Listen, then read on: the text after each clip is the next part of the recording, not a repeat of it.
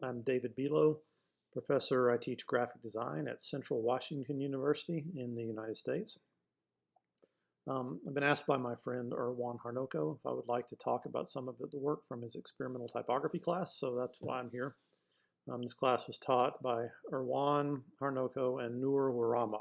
I hope I got your name right. I'm at the Pradita University in Indonesia. So Erwan sent me a folder full of all the work from the class and asked if I would select 3 pieces to talk about. So I've got 3 students chosen here. It was very difficult for me to narrow this down to 3. I think all the work was really good, compelling, fun.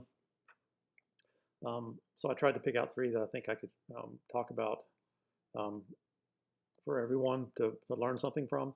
So the 3 students I've got here, again, I hope I get your names right. Fakhri Farizi, Karenina Tiffany, Phoebe, and Phoebe Priska Dewey.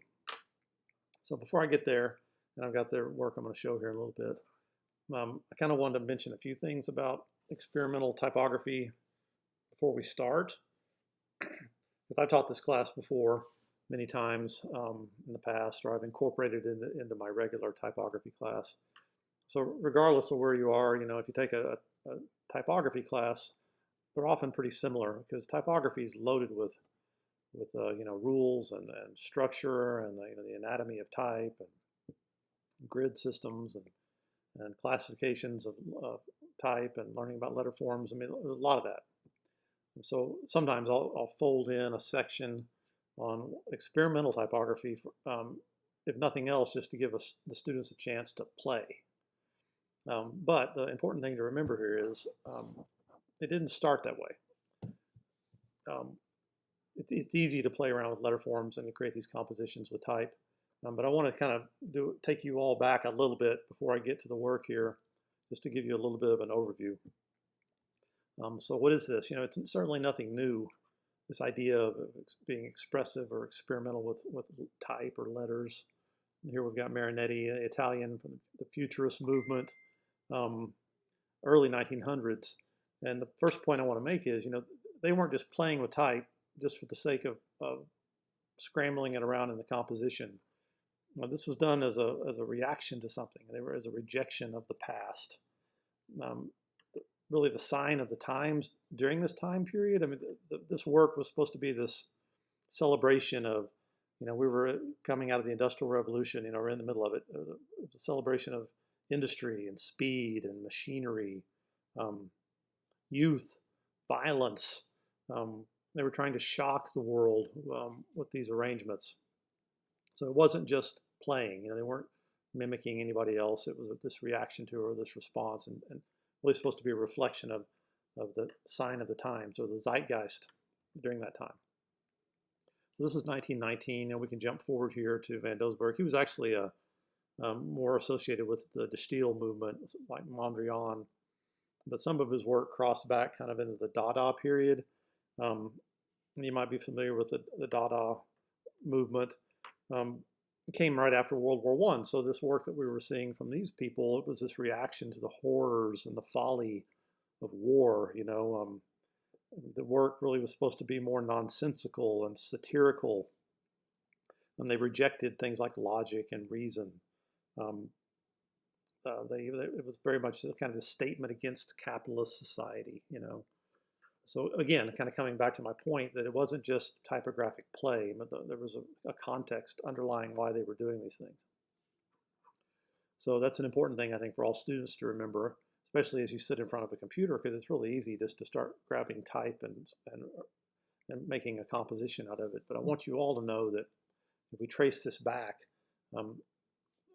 originally, and I think the way it should be thought of now is, there's a reason that we do these things with type, and the reason these people were doing these things was important. It was a reaction or a response to something that was going on at the time, or had happened previously. So I'm going to jump forward to the 1950s, 60s, and this piece is actually from the 70s. This guy from Switzerland named Wolfgang Weingart. You may not be real familiar with the international typographic style or what was coming out of Switzerland, but it's very much based upon a grid and structure, even more rules. So this guy taught in Basel, He was hired to teach the typography class in Switzerland there. He had a real rebellious nature. It kind of drove him to pursue these more kind of experimental, investigative solutions or approaches with his type. So it was really popular. It caught on with his students. When he was art directing the work, he would walk around the class and look at the students' work and comment on what impression he got from it. And then the students were left to figure out what that meant. So they would go back and make changes and come back, and then he would again respond to what impression the work did for him. So it was almost typography as illustration. But really what Weingart was doing with these kind of expressive experimental things with his type, he was creating his own visual language, really. So Weingart's another one, and he was really instrumental. I think he influenced a generation of designers. One of them was a guy named David Carson. You might be familiar with David Carson. When I was teaching in Seattle in the 1990s, he was wildly popular at that time. I mean, all my students just insisted that they have something in their portfolios that looked like it came from David Carson. And then they got away with it during the 1990s, late 1990s, because it's kind of what people expected to see. And Carson was really became quite famous during that time. He did work for editorial work for like Ray Gun magazine, surfing magazines, and went on to have a lot of huge clients. He had clients like Pepsi and Armani, others. And what he was doing, he absolutely rejected all the rules. He felt like we cannot, one of his famous quotes, if I remember this right, was, "We cannot not communicate." He thought communication could happen on various levels. It wasn't just like the logical, functional sort of communication that we might have seen from the Bauhaus or the Swiss International style, the Modernists. So what he was doing was very much a response or reaction against all that, against all those rules. He threw the idea of the grid completely out the window. And he would lay out his work, all cut and paste at first, and really explore the composition almost like a painter would with color, shape.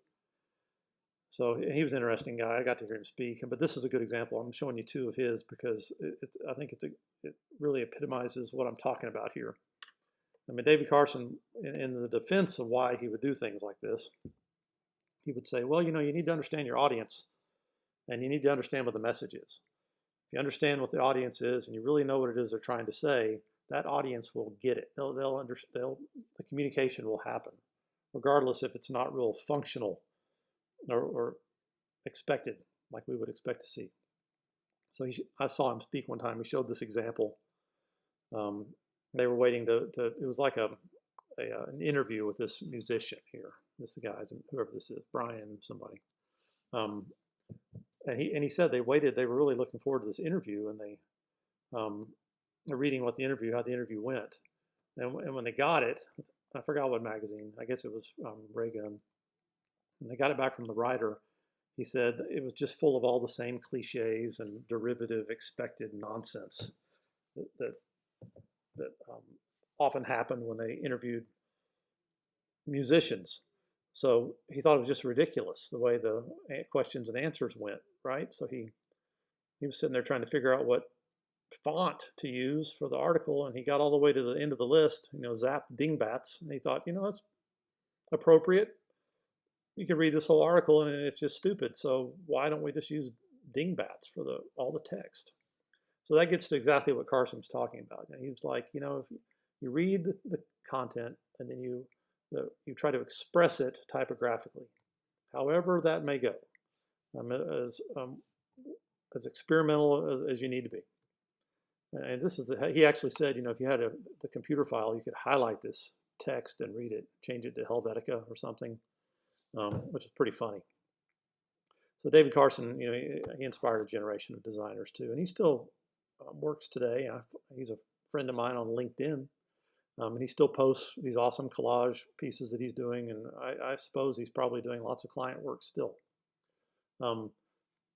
Experimental typography, I'm full of all kinds of analogies for this, but these guys were reacting, Carson here was reacting kind of against all the rules and structure that came before him from the modernist movement. And the modernist movement's like a big ship, giant ship going through the ocean.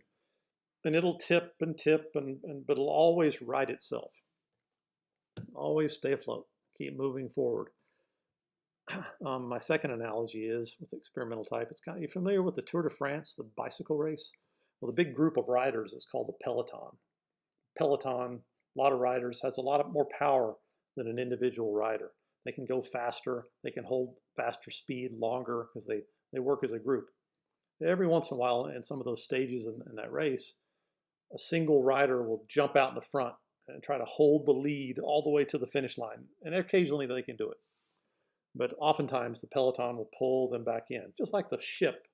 So modernism always has a tendency to right itself and to kind of be very timeless. But these mutations, these people who break away from the group, like David Carson, are the ones that get a lot of notoriety and can achieve a lot of fame. Weingart was one of those. Another example is a guy named Neville Brody. I love Neville Brody's work. He's from the UK, London, England. Neville Brody is also operating during the time. He influenced Carson too. He kind of came. I actually have his slide afterwards, but he really influenced David Carson as well, as Weingart did. So Brody the same way. He did editorial work. He focused on the message and creating emphasis as needed. And he designed a lot of typefaces too. So again, it was nothing new. I'm going to jump forward here a little further. Slight change of pace. You might be familiar with Kyle Cooper. He did movie title sequences. The title sequences that come on before the movies, and some of them were really kind of started this whole kind of craze. Well, the first one I remember was Seven. If you've never seen this film, you should rent it. If nothing else, just to watch the title sequence at the beginning, and you can see what he did with type and image and all the synergies that he created with type and image. So this idea of being experimental or expressive with type wasn't limited to just print. It happens also in animated title sequences and before movies or television shows. This is, I think, an even better one. The movie was terrible. It's called The Island of Dr. Moreau, but these are stills from his title sequence, and they're all pretty awesome. How he was combining letter forms and creating mood. So if you ever hear these people talk, like Carson or Brody, Kyle Cooper, they all kind of have similar ways that they can explain what they're doing. They'll talk about the target audience, and they'll talk about what the message really is trying to say. They'll talk about the importance of communicating on different levels, like reaching people on an emotional level, kind of generating an emotional response from what you're trying to do. And that's important if you think about what you're doing with type. And they'll also, refer oftentimes to kind of the sign of the times, the zeitgeist of the moment, what's popular during that time period. So a lot of times the work is very timely, not necessarily real timeless. But this idea of eliciting an emotional response or kind of identifying the tone of the message or setting the tone. I mean, Kyle Cooper talks about that with his movies. The whole point of this was to kind of establish the tone of the film before the film starts to get the audience kind of prepped for what the experience might be. And I know sometimes it's more successful than others. Like here, this sequence is much better than the movie that comes after it. You go rent this on Netflix just to watch the opening of The Island of Dr. Moreau. So tone of the message, communication, happening on different levels. What is the emotion in the message? All that stuff is how these guys validate what they do. Where communication doesn't always have to be functional, like the modernists might say. So that's my little spiel on experimental typography and being expressive, kind of handling type as illustration. So the three pieces I want to talk about. The first one by Fakhri, Farizi. We can look at this type of work at different levels. I can talk about it on a formal level, and I'm going to also like to try to think of it rhetorically. That is, Are there any underlying messages that are being communicated to here, or being communicated here? And then just what impression I have, like Weingart had with his students. What type of impression what kind of response am I having when I look at this? How do I experience it? And I hope that makes sense. So, I mean, if we think about this on a formal level, this is this design has a lot of energy, has a lot of depth, and oftentimes human beings respond to things like rhythm and repetition. These principles that we have of design, those all came from, this Western European, call it Scandinavian design model. The contrast and dominance and focal point and all that. Well, if we carry that forward to today, we can almost add some principles to that, like the idea of, how do we reach people today that might go beyond that? Things like layering, juxtaposition, recontextualization, those sorts of things. So that's what we see happening when students or when designers experiment with type in these ways. It has a lot of motion, has a lot of depth. And I think that's what makes this piece particularly compelling. The color is integrated nicely, almost in this triangulated pattern. The yellow kind of is used to carry us through here and create rhythm. The same way with this magenta. I think it's utilized in a way that just got nice dynamics and nice repetition with variety. So that gives it this kind of, I don't know, pulsating kind of sensibility of rhythm. And the space in this design is just vast. It's incredibly the illusory depth. Think of it like that, where it's a two-dimensional space, but it just goes back forever. So some things appear really close to us, some things appear very far away, and it also the tone of this message, I think, modulates really interestingly. It's loud and it's soft. It's quiet and it's not, and it's disturbing and it's peaceful. So I think these juxtapositions of different things that are happening make this really nice. There's a nice combination of texture that happens typographically and visually. So when we get experimental with type, it's fun to think of. It's important to think of type as a texture first. So the small print, squint our eyes, creates a certain texture back here, and it mimics the texture of this small print here, or parallels the texture that's happening in this halftone kind of dot pattern here within this image. So I think that's a smart parallel, the kind of the bits and pieces that are involved. And then we get a little bit of that kind of distressed breakup almost form in these pieces that are happening up here on the top part, and how they kind of move down through the design and happen again in the yellow. So this idea of combining patterns to create texture, really nice. The linear quality to this, I think, is also really smart, the use of line and direction. And it's happening on a variety of levels, which makes it more sophisticated. So the directional elements are obvious, right? But they're playing off, or they're keying off the forms of the letter. So the form of this letter is kind of leading us up. Same way at the P, and then the diagonals are real strong on the T and on the shape up here. And then line is used in a less kind of bold way with the dashed lines in the background that are, again, reflecting those angles that are so important here. And the text is kind of riding along these angles, and the student left some interesting spaces. Like the space here to the left of this text is the same width as the width of this pink of this T, so that kind of spatial comparison, the parallel that we get, is just, again, I think a smart choice in the composition. It's balanced real nicely asymmetrically also. It's the way this the kind of dynamic tension happens from the asymmetry, I think, is also really smart. The attention to detail with the negative space, and the student let the negative space travel throughout the composition. It kind of comes in and out of the letter forms and in and out of the textures in the background. The lines aren't, this idea of the broken line, again, is repeated. So this repetition of ideas, what makes this just more and more compelling. Sometimes the line is clean, then the line is broken in the dash line, then the line is broken within the color here in this strip, and it's broken with the texture happening on that diagonal. So just a lot of smart choices made here. I can't read it. I don't really care. Here, experimental typography, in this sense, is used as illustration. So I would be thinking about this if I was hiring the student to do this work. I want you to read the project or listen to the music or understand the client, what they need, and then interpret it typographically. So I'm kind of assuming this interpretation of whatever the content was is appropriate. I don't know what it is. So I mean, I would be able to say more if I could relate to where you pulled this. I know that you guys taught this class out of the Rob Carter book, and there's that assignment in there, if I remember right, it's called Type S. I taught that assignment too a long time ago, and it really is just this arbitrary combination of forms. And that's okay, but I think as a student, if you're moving forward with this and you want to do more of it, before you even start, you need to understand the content of the information.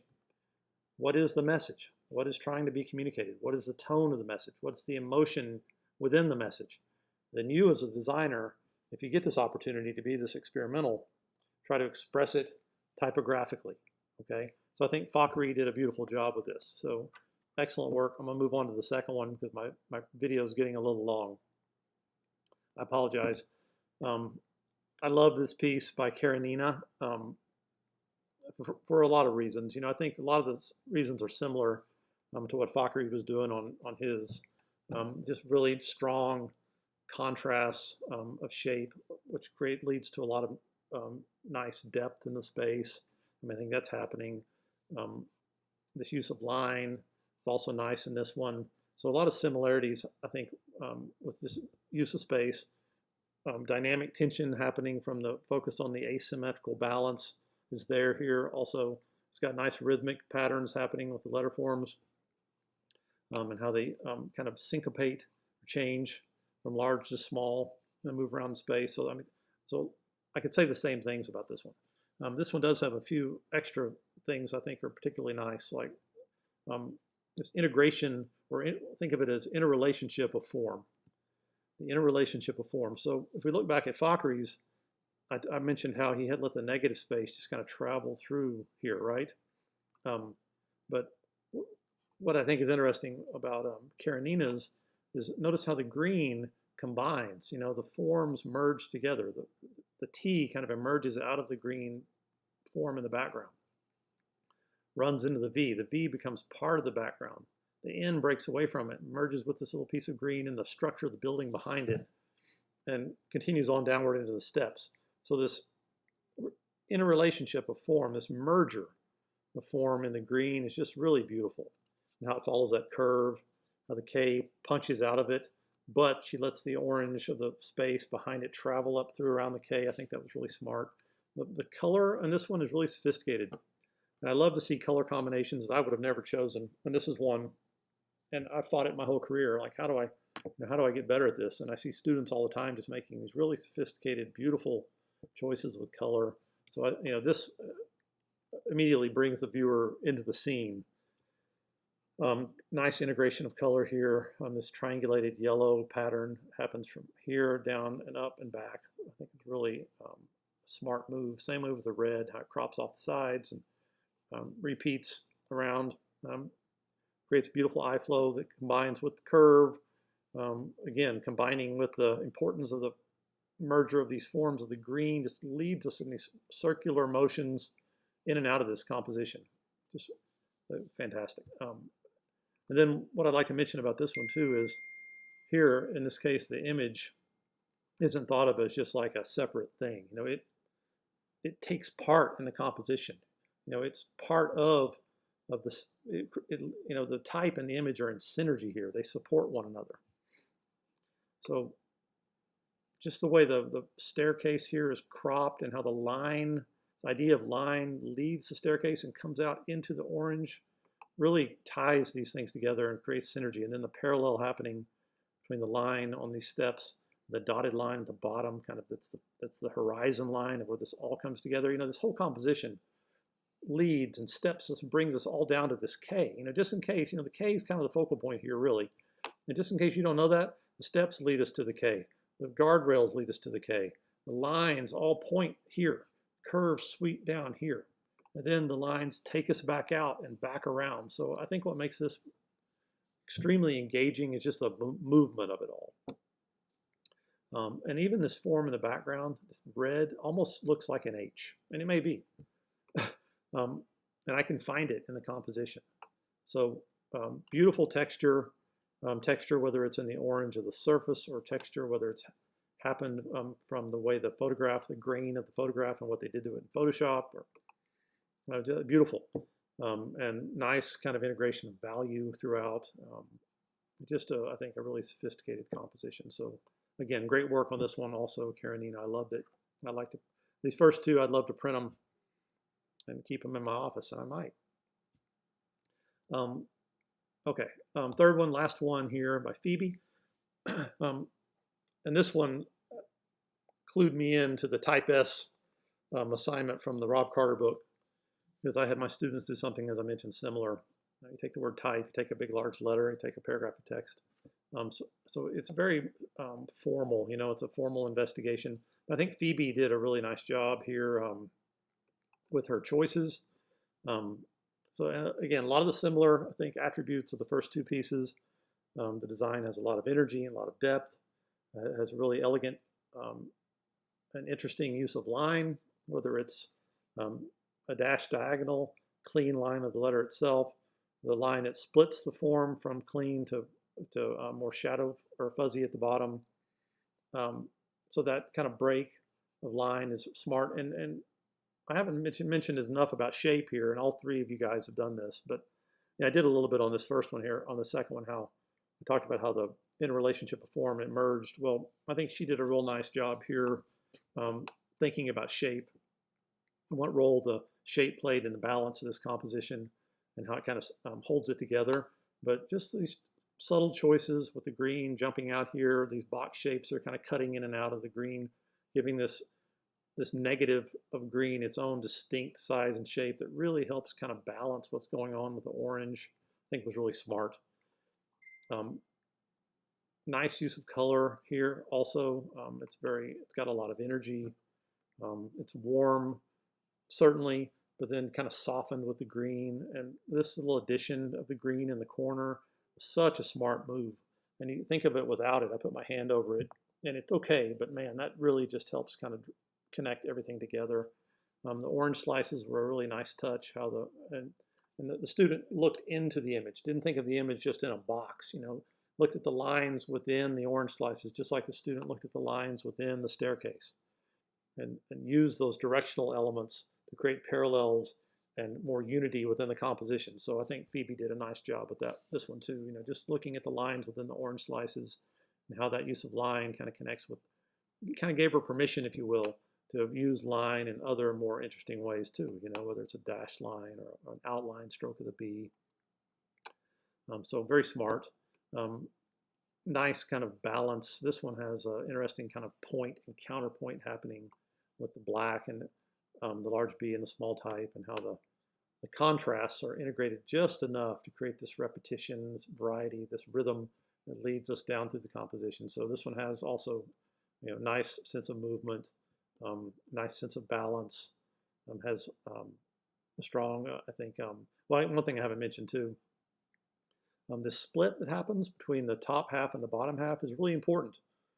I mean, she created this horizon line, okay, where the clean B just sinks away, and the shadow or the softer B kind of emerges from the bottom. And students do stuff like that all the time. I do that stuff like that too.